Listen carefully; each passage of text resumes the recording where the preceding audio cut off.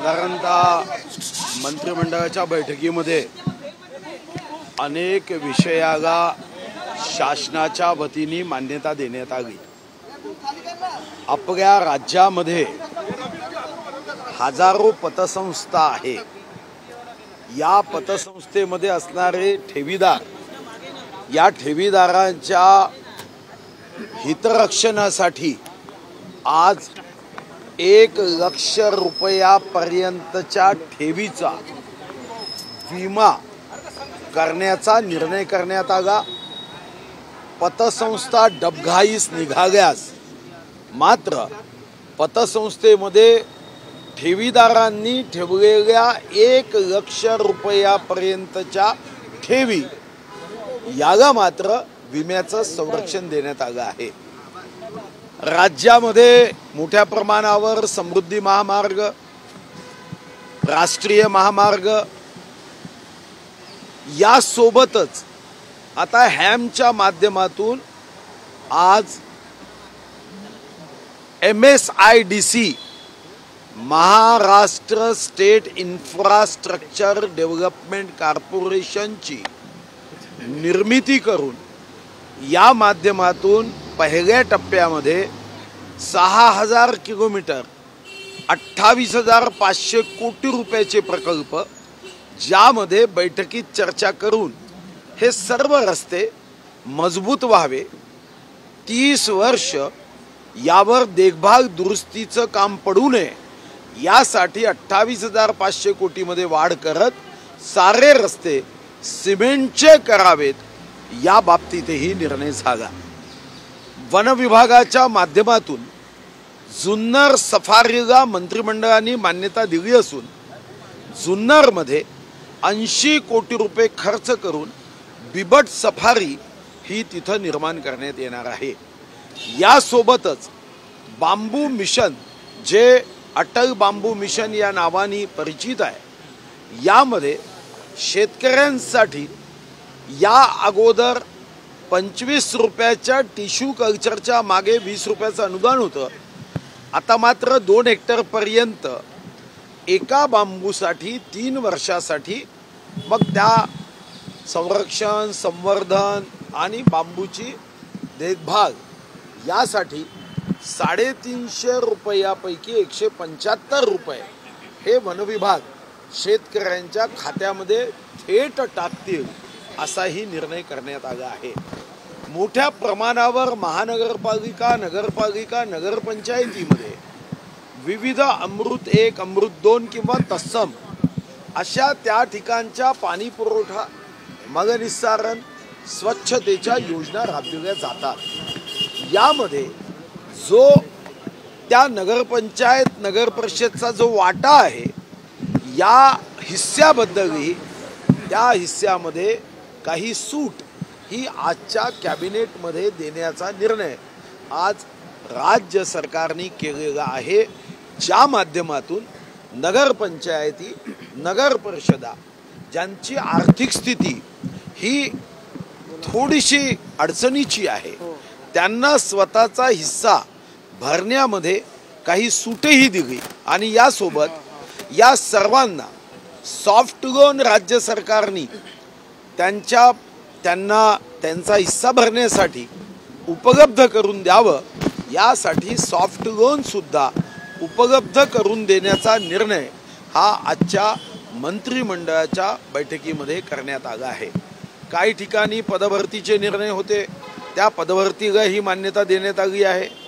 काही विभागाच्या संदर्भामध्ये काही निर्णय करायचे होते, या सर्वांना आज मान्यता दिली गेली आहे। भाऊ, एक पत्र जे आहे ते मुख्यमंत्र्यांना आलेलं आहे, जे कंत्राटदार सगळ्या ठेकेदारांच्या युनियन आहेत त्यांच्याकडून हे पत्र देण्यात आले आहे की राज्यामध्ये राजकीय नेत्यांकडून खंडणी जी आहे ती मागितली जाते, असं एक धक्कादायक पत्र समोर आलेलं आहे। नाही, पत्रामध्ये जो मुद्दा व्यक्त केला तो तर अतिशय गंभीर आहे। महाराष्ट्राची परंपरा लक्षात घेऊन जर अशा काही घटना होत असेल तर गंभीर आहे, परंतु या अगोदरही माननीय ज्यांना आपण विकास पुरुष म्हणतो त्या गडकरी साहेबांनी हा विषय एका भाषणामध्ये व्यक्त केला। आता घटना काही राज्यात सर्वदूर होत असतील का, तर मला वाटतं की सर्वदूर नसेल, पण काही ठिकाणी जर अशा घटना होत असतील तर माननीय मुख्यमंत्री, माननीय उपमुख्यमंत्री अतिशय गंभीरपणे या घटनेची नोंद घेऊन या पत्राला संवेदनशीलतेने सकारात्मक दृष्टीने सरकार प्रतिसाद देईल असं माझं व्यक्तिगत मत आहे. याबद्दल आज काही मंत्रिमंडळाच्या बैठकीत चर्चा झाली नाही, पण मुख्यमंत्री महोदय आणि माननीय उपमुख्यमंत्री देवेंद्रजी आणि अजितदादा या विषयाकडे गंभीरपणे पाहतील. शेवटी राज्याच्या विकासामध्ये अशा पद्धतीने आडकाठी येणं हे ना राज्याच्या हिताचं आहे ना आपल्या प्रगतीमध्ये अशा पद्धतीचं स्पीड ब्रेकर हे कोणालाही मंजूर नाही. गणपत गायकवाड यांनी तिथे गोळीबार केला आणि त्यानंतर थेट मुख्यमंत्र्यांवरती गंभीर असे भ्रष्टाचाराचे सुद्धा आरोप केले, पैशांच्या व्यवहाराचे आरोप केले आणि त्यानंतर आता शिवसेना शिंदे गटाचे मंत्री गृहमंत्र्यांना भेटून तातडीनं कारवाई करायची मागणी केली आहे. कारवाई होणार आहे आणि कारवाई होईल. नाही, एक तर खरं आहे की जेव्हा आपण संयुक्तपणे सत्तेत असतो तेव्हा आरोप करताना पुराव्याशिवाय करू नये. अन्यथा आरोप करायचे असेल तर तुम्ही एकीकडे सरकारमध्येही राहायचं आणि त्याचे फायदे घ्यायचे, हे तर बघा व्यक्तिगत रीतीने चूक वाटतं. शेवटी आरोप असेल तर त्याला पुरावे दिले पाहिजे. असा आरोप मुख्यमंत्री महोदय असेल किंवा इतर कोणावरही असेल करताना पुराव्या अभावी जर आरोप केले तर मग ते साबणावरचा फेस असेल ते बुडबुडे संपुष्टात येतात, पण कारण नसताना नुकसान मात्र करून जातात. याची काळजी सर्वांनी घेतली पाहिजे. पुरावे असेल कोणाही बद्दल तर ते तर आपल्याला गृह विभागाकडे देता येतात. कारवाईची मागणी होती गणपत गायकवाड यांच्यावरती, कारवाई होईल का? कारण आरोप गंभीर त्यांनी केले. असं आहे, याच्याबद्दल मी मत व्यक्त करू शकत नाही, कारण हा माझा अधिकार नाही. कारवाई करण्याचा अधिकार ज्यांना आहे त्या नेत्यांनी या संदर्भामध्ये निर्णय करायचा, याच्यावर मी मत व्यक्त करू शकत नाही. मला व्यक्तिगत रीतीने एवढंच वाटतं की आरोप करताना पुराव्याशिवाय करू नये. भाऊ यालाच जोडून प्रश्न आहे की गेल्या काही दिवसांपासून कृष्णा काही विषय आज चर्चेमध्ये घेण्यात आले का? नाही, आणि त्यांच्या राजीनाम्याचा कागदही मी बघितला नाही, त्याच्यावर कोणी चर्चाही केली नाही. तर मला वाटतं की कधी त्यांनी भावनेच्या ओघामध्ये राजीनामा दिला एवढी तुम्हाला माहिती दिली, पण त्याच्यानंतर तुम्ही इतके गंभीर झाले की आता त्या राजीनाम्याच्या पत्राबद्दल ते विसरलेत, पण मात्र तुम्ही एवढे गंभीर होऊन ते आठवणीत ठेवला आहात. मला वाटतं तुम्हीही विसरून जाणं याच्यातच राज्याचं हित आहे. भाऊ, गेल्या काही दिवसांपासून राजकारण आणि गुन्हेगारी दोन्ही एकत्र चर्चेत येताना पाहायला मिळत आहेत. काल श्रीकांत शिंदेच्या भेटीच्या दरम्यान एक कुख्यात गुंडाचा त्यांच्यासोबतचा फोटो जो आहे तो समोर आला. त्या नेत्याची आज हकलपट्टी झाली, तर दुसरीकडे गुंड आसिफ दाढीने थेट उपमुख्यमंत्री अजित पवार यांचीच भेट घेतलेली. कसं बघतात याकडे? नाही, आता असं आहे की मी स्वतःही 30 वर्ष आमदार आहे. आपल्याला कोणी भेटीला आगा तर आपण काही पोलीस विभागातून त्याचं व्हेरिफिकेशन साधारणतः करत नाही, आणि असे अनेक अनोळखी चेहरे असतात जे कोणत्या तरी आपल्या परिचित व्यक्तीचा बोट पकडून आपल्याला भेटायला येतात. म्हणून फोटो काढगा म्हणजे आपण त्याच्या पाठीशी आहोत असा त्याचा अर्थ कृपया लावू नका.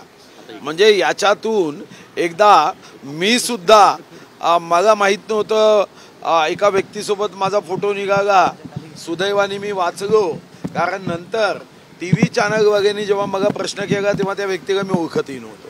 घाई गर्दीत आगा फोटो काढगा, आणि जेव्हा त्यांनी मग प्रश्न केला की तुमचा यांच्यासोबत फोटो आहे का, नंतर मी चौकशी केल्यावर लक्षात आलं की त्याचा फोटो राहुल गांधीजींसोबतही होता, उद्धवजींसोबतही होता, त्याचा फोटो शरद पवारांसोबतही होता. तेव्हा मात्र मी निश्चिंत झालो की आता TV चॅनलवाले आपलं वाजवणार नाही, आणि वाजवलंच ते हेही फोटो मी देईल की मी एकटा दोषी नाही. त्यामुळे फोटोमध्ये गंभीरतेने आपण बघू नका. हा, त्याच्यासोबतचे आपले काही संबंध आहे का हे मात्र गंभीर. उद्धव ठाकरे असे म्हटले की आम्ही मोदींना दूर केलं नाही, मोदींनी आम्हाला दूर केलेलं आहे. त्यांचे वक्तव्य कसं पाहतात ते आता आपल्या नाही, मला असं वाटतं की आम्ही तर पॉझिटिव्ह वेनीच घेतो, आम्ही निगेटिव्ह वेनी घेतच नाही. आम्हाला तर फक्त अपेक्षा 2019 मध्ये 24 ऑक्टोबर 2019 या महाराष्ट्राचा विश्वासघातकी दिवस होता, 4 वाजताचा तो अशुभ वेळ, जेव्हा पत्रकार परिषद घेऊन इच्छा जागी. आता या इच्छेच्या संदर्भात हे पुढील प्रश्न झाले. आता त्यांनी आपला जो काही भाव व्यक्त केला की आम्ही काही मोदीजींच्या संदर्भामध्ये, मला माहीत नाही, मी ऐकलं नाही, तुम्ही सांगत आहात की मोदीजींच्या बद्दल माझ्या मनात सन्मान आहे किंवा अजून काही, तर द्वेष नाही, हा तर सकारात्मक दृष्टीनेच घ्यायचा असतो. शेवटी आपल्याकडे जेव्हा प्रभू रामाची आपण प्राणप्रतिष्ठा करतो तेव्हा वाघ्याला सुद्धा वाल्मिकी होण्याची संधी आपल्या देशामध्ये दिल्या जाते. पण चूक केली म्हणजे आयुष्यभर त्या चुकीचं आपण हेच केलं पाहिजे, मला वाटतं की चूक डोक्यावर घेऊनच वागलं पाहिजे असं नाही. ठीक आहे, त्यांनी म्हटलं, चांगली गोष्ट आहे. भाऊ, मराठा आरक्षणासंदर्भातलं राज्यपत्र अधिसूचना आलेलं आहे, तरी मनोज जरांगे पाटील पुन्हा एकदा म्हणतात आहेत की आम्ही 10 तारखेपासून उपोषणाला बसू आणि साखळी आंदोलन करू. या कॅबिनेट जो एकंदरीत अधिवेशन घेणार आहे तोपर्यंत आम्ही पुन्हा एकदा आंदोलन आणि उपोषण. असं आहे की या संदर्भामध्ये आदरणीय जरांगेजी आपल्याला जास्त माहिती देऊ शकतील. एक आमदार म्हणून, या महाराष्ट्राचा नागरिक म्हणून मला एवढंच वाटतं, प्रत्येकाने आपल्या मागण्या कराव्यात, मागण्यांचा पाठपुरावा करावा, मागण्यांसाठी लोकशाहीच्या माध्यमातून लोकशाहीला अपेक्षित आंदोलनही करण्यामध्ये कोणालाही ना नाही, नकार नाही. पण दुसऱ्या समाजाच्या संदर्भात, दुसऱ्या जातीच्या संदर्भामध्ये शब्दांचा उपयोग हा संयमितपणे केला पाहिजे. आपली लोकशाही ही संयमित शब्दांनीच वापरल्या गेली पाहिजे. आपली लोकशाही ही संस्कारी लोकशाही असावी, ही स्वैराचारी लोकशाही होऊ नये याची काळजी घेण्याची मात्र आवश्यकता आहे.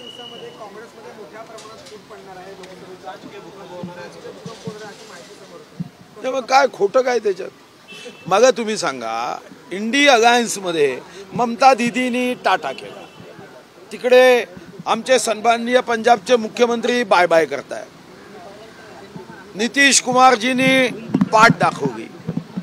असं आहे की शेवटी काँग्रेस आज ज्या अवस्थेमध्ये आहे आणि त्यांची दिशा जी आहे, तुम्ही बघितलं असेल की इतका मोठा पक्ष, या पक्षाने आता पत्रकार परिषदेमध्ये जाती विचारायला सुरुवात केली. तर मला वाटतं की जेव्हा काँग्रेसचे नेते तथाकथित जे पंतप्रधान बनण्याचं संकल्प आणि स्वप्न घेऊन भारत जोडो करतोय, तो मात्र देश तोडोची भाषा करतात. मला वाटतं की काँग्रेस ही आता धीरे धीरे आकुंचित पावणारा पक्ष झाला आहे आणि ईश्वर त्यांच्या आकुंचनाच्या मागे आकुंचन व्हावी या दृष्टीने ईश्वराने निश्चितपणे या देशाचा भलं करावा.